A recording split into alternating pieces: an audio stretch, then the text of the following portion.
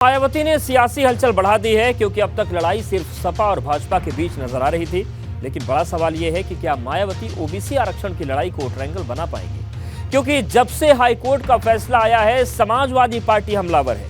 अखिलेश यादव इसे गुलाम बनाने की साजिश बता रहे हैं, तो वहीं रामगोपाल यादव ने ऐलान कर दिया है कि सुप्रीम कोर्ट में भी भाजपा को चुनौती देंगे। लेकिन सवाल ओबीसी आरक्षण के ट्रिपल टेस्ट का है, क्योंकि जो आयोग बनाया है उसे अपनी रिपोर्ट बनाने में 6 महीने का वक्त चाहिए। ऐसे में सवाल यह है कि अगर ये वक्त नहीं मिला तो विपक्ष और ज्यादा हमलावर हो जाएगा।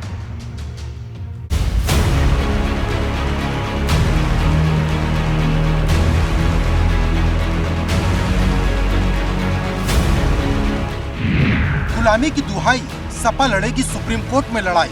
ओबीसी समाज का आरक्षण खत्म करके ओबीसी समाज की आने वाली नस्लों को भी गुलाम बनाने का षड्यंत्र चल रहा है। समाजवादी पार्टी सुप्रीम कोर्ट में जा रही है, इसके खिलाफ नंबर 1। गवर्नमेंट तो जाएगी नाम मात्र के लिए, वकील उल्टे सीधे करेगी। आयोग की अग्नि परीक्षा, कैसे होगी ओबीसी आरक्षण की सुरक्षा।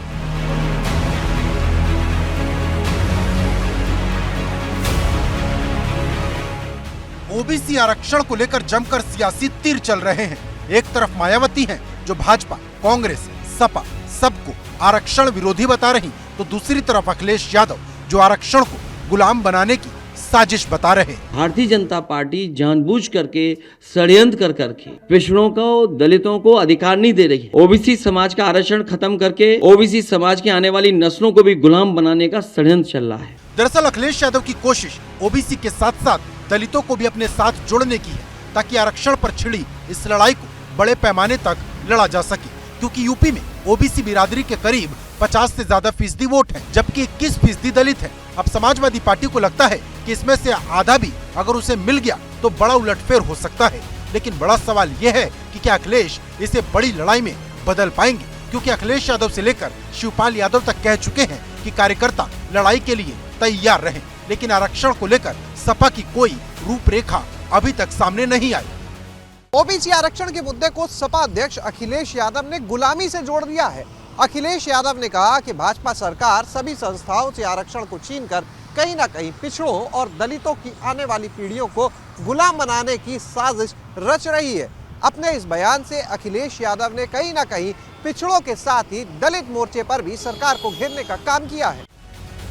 वहीं सूबे की योगी सरकार ओबीसी आरक्षण के मुद्दे पर चुप बैठने के मूड में बिल्कुल नहीं, क्योंकि एक तरफ जहां आयोग का गठन किया गया है, वहीं सुप्रीम कोर्ट में अर्जी दाखिल की गई है। हालांकि समाजवादी पार्टी सुप्रीम कोर्ट में सरकार को चुनौती देने की तैयारी करती नजर आ रही, क्योंकि इस वक्त सबकी निगाहें 2 जनवरी की तारीख पर टिकी है। क्योंकि सरकार ट्रिपल टेस्ट के लिए जो मोहलत चाहती है वो उसे मिलेगी या नहीं, ये सुप्रीम कोर्ट की सुनवाई के बाद ही साफ होगा।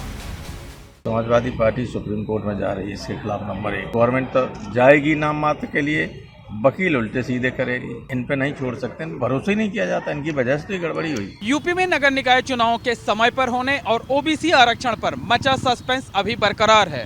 हालांकि सरकार ने इलाहाबाद हाईकोर्ट के फैसले को सुप्रीम कोर्ट में चुनौती दे दी है, लेकिन देश की सबसे बड़ी अदालत से यूपी सरकार को राहत मिलेगी या नहीं, इसके लिए वक्त का इंतजार करना होगा। दरअसल सरकार ने जो आयोग बनाया है उसे अपनी रिपोर्ट बनाने में कम से कम 6 महीने का समय लगेगा। ये बात आयोग के अध्यक्ष कह चुके हैं। लेकिन सवाल ओबीसी आरक्षण का है, जिस पर चौतरफा जंग छिड़ी है। अखिलेश यादव जी और उनकी पार्टी का मतलब है उनकी जाति और उनका परिवार। पिछड़े का मतलब उनकी जाति और उनका परिवार है। ये जो सरकार आज भी बनी दिखाई दे रही है उत्तर प्रदेश में और दिल्ली की सरकार, ये पिछड़ों के वोटों से बनी सरकार है और इन दोनों सरकारों में पिछड़ों के लिए कोई जगह नहीं है। ये सरकार पिछड़ों का हक मारना चाहती है।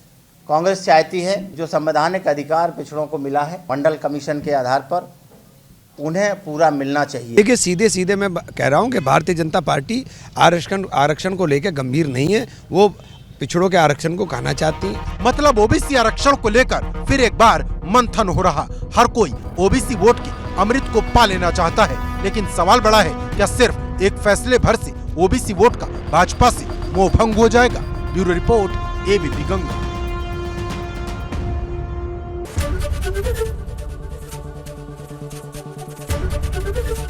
एबीपी गंगा, खबर आपकी, जुबान आपकी।